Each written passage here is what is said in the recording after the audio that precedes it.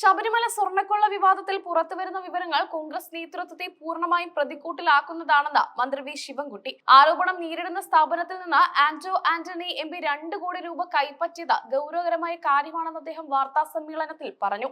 സ്വർണ്ണക്കൊള്ള കേസിൽ ആരോപണം നേരിടുന്ന സ്ഥാപനത്തിൽ നിന്ന് ആന്റോ ആന്റണി എന്തിന് പണം വാങ്ങിയെന്ന് വ്യക്തമാക്കണം.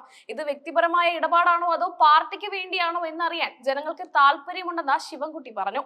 ഈ പണം കഴിഞ്ഞ തിരഞ്ഞെടുപ്പ് പ്രചാരണത്തിനായി പ്രതിപക്ഷ നേതാവ് വി.ഡി. സതീശൻ അടക്കമുള്ളവർ ഉപയോഗിച്ചോ എന്ന് കോൺഗ്രസ് വ്യക്തമാക്കണം. പണത്തിന്റെ ഉറവിടത്തെക്കുറിച്ച് സമഗ്രമായ അന്വേഷണം വേണമെന്ന് മന്ത്രി ആവശ്യപ്പെട്ടു.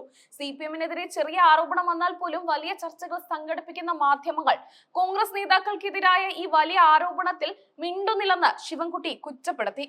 സ്വർണ്ണക്കൊള്ളയിൽ നിന്ന് ശ്രദ്ധ തിരിക്കാനാണ് AICC general secretary KC Venugopal മുഖ്യമന്ത്രിക്കെതിരെ രംഗത്ത് വന്നത്. രാഷ്ട്രീയമായി പ്രതിരോധത്തിലായപ്പോഴുള്ള വിഭ്രാന്തിയാണ് അദ്ദേഹത്തിനെന്ന് മന്ത്രി പരിഹസിച്ചു. മുഖ്യമന്ത്രി പിണറായി വിജയന് സ്ഥലകാല ബോധം ഉണ്ടോ എന്ന് വേണുഗോപാൽ ആശങ്കപ്പെടേണ്ടതില്ല.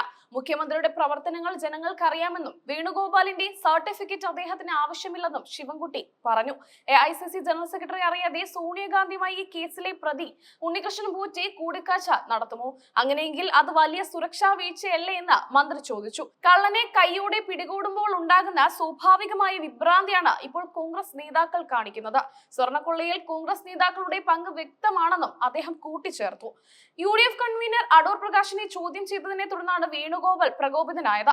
അന്വേഷണം ശരിയായ ദിശയിലാണ് പോകുന്നതെന്നതിന്റെ തെളിവാണിതെന്നും മന്ത്രി നിരീക്ഷിച്ചു. കടകംപള്ളി സുരേന്ദ്രൻ ഉണ്ണികൃഷ്ണൻ പോറ്റിയുടെ വീട്ടിലെത്തിയ ചിത്രത്തെക്കുറിച്ച് ചോദിച്ചപ്പോൾ അദ്ദേഹത്തെ അന്വേഷണ സംഘം ചോദ്യം ചെയ്തതാണെന്നും കാര്യങ്ങൾ അവിടെ വ്യക്തമാക്കിയിട്ടുണ്ടാകുമെന്നും മന്ത്രി പറഞ്ഞു. അയ്യപ്പന്റെ പേര് പറഞ്ഞ് കോൺഗ്രസ് നേതാക്കൾ കോടികൾ തട്ടുകയാണ്. ഭക്തിയെ രാഷ്ട്രീയ ലാഭത്തിനും പണം ഉണ്ടാക്കാനും കോൺഗ്രസ് ആയുധമാക്കുന്നുവെന്ന് ശിവൻകുട്ടി ആരോപിച്ചു. ശബരിമലയുമായി ബന്ധപ്പെട്ട പഴയ ഗാനങ്ങൾ ഇപ്പോൾ പൊളിഞ്ഞു വീണു. ഇനി പുതിയ പാറടി ഗാനങ്ങൾ എഴുതാൻ പ്രതിപക്ഷം തയ്യാറെടുക്കണമെന്ന് അദ്ദേഹം പരിഹസിച്ചു. വരാനിരിക്കുന്ന തിരഞ്ഞെടുപ്പിൽ LDF 110 സീറ്റുകൾ നേടും. വികസന തുടർച്ചയിൽ ജനങ്ങൾക്ക് പൂർണ്ണ വിശ്വാസമുണ്ടെന്നും അദ്ദേഹം അവകാശപ്പെട്ടു. താൻ മുൻപ് പ്രതിനിധീകരിച്ച നിയമം മണ്ഡലം ഇത്തവണ LDF തിരിച്ചുപിടിക്കും.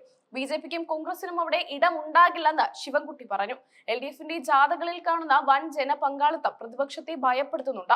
വികസന പ്രവർത്തനങ്ങൾ ജനങ്ങളിലേക്ക് എത്തിയതിന്റെ സൂചനയാണിതെന്ന് അദ്ദേഹം പറഞ്ഞു. കേന്ദ്ര സഹായം കൃത്യമായി ലഭിക്കുന്നില്ലെങ്കിലും സംസ്ഥാനത്ത് നടക്കില്ലെന്ന് കരുതിയ പല വികസന പ്രവർത്തനങ്ങളും LDF സർക്കാർ പൂർത്തിയാക്കിയെന്ന് മന്ത്രി അവകാശപ്പെട്ടു. കൊട്ടാരക്കരയിൽ ചുരിദാർ ധരിച്ചെത്തിയ അധ്യാപികയെ സ്കൂൾ കയറ്റാതിരുന്ന സംഭവം ഗൗരവമായി കാണുന്നു.